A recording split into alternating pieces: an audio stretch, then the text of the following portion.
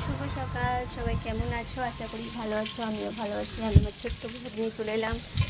তো দেখো এখন রান্না করছি। এই যে এখন হচ্ছে পটল ভাজা। পটল ভাজা হবে না, পটল চিংড়ি দিয়ে রান্না হবে। রান্না হাফ হয়েই গেছে। অনেক দিন ব্লগ নিয়ে আসতে পারিনি, তো আজকে একটু সময় পেয়েছি তাই। এরকম ভাত হয়ে গেছে, আর এখানে মাছ হয়েছে, আর এখানে একটা সবজি রয়েছে, ডাল আছে।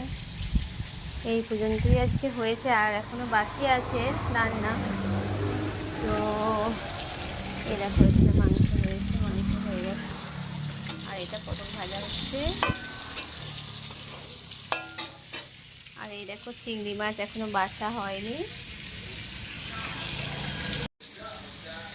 তো আর বেশি কিছু বললাম না। ভিডিওটা যদি ভালো লাগে অবশ্যই একটা লাইক, কমেন্ট, শেয়ার করুন। টাটা, বাই, ভালো থাকবে সবাই।